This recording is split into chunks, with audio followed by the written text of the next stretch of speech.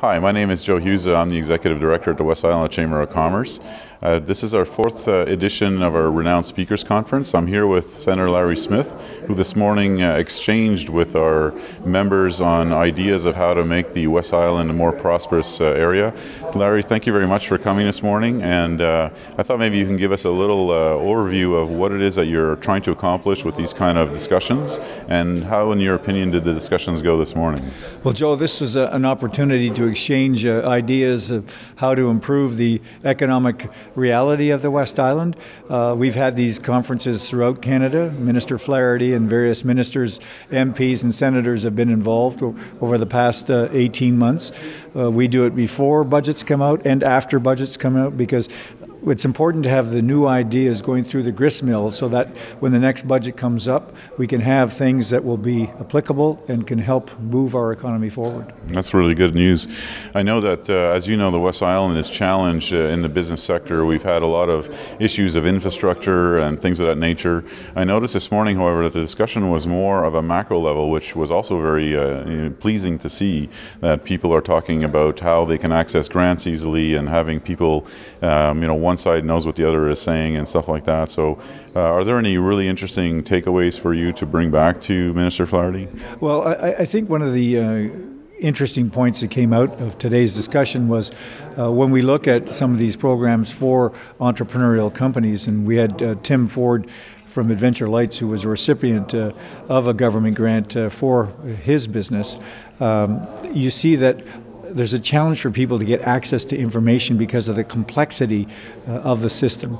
And of course, we've had this Red Tape Commission where they've identified 90 issues that need to be solved, and I think they've taken action on about 16 of them.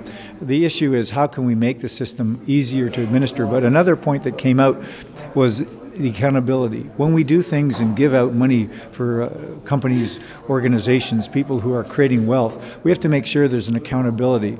You can't give money out without having some measurement as to how effective it's going to be. It sounds like a business argument, but it is a business argument, because people in government, like in business, have to make sure that when money's given out, there is accountability, there's transparency, and there's results.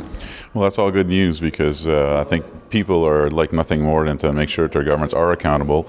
Much like us as a chamber, we have to be accountable to our members. So my understanding is that this is just a first step, and hopefully many, where we will see some good news coming back from the pipeline to hopefully help the business community get together and be able to thrive with some new ideas that we I guess came up with this morning, and hopefully make the West Island a community to thrive. Well, if we look at local issues, we have Le Train de l'Ouest, which is a huge issue in terms of getting people to work. We look at the other issue of the transfer of the Veterans Hospital. We had a great suggestion from Dr. Ray Hessel, who's a doctor at the Lakeshore General, in terms of creating a new vehicle through the tax-free savings account that would give the ability of Canadians to create more wealth, not only for themselves, but for their children and grandchildren, etc., which was a dynamic idea. So yes, we came out with some really good local issues and some excellent macro issues that could help all Canadians. Well, that's great. I want to thank again Senator Larry Smith for being here with us this morning. If you missed the presentation this morning, then you can go check out the details at our website, www.ccoim.ca. And I thank you very much, and see you next time.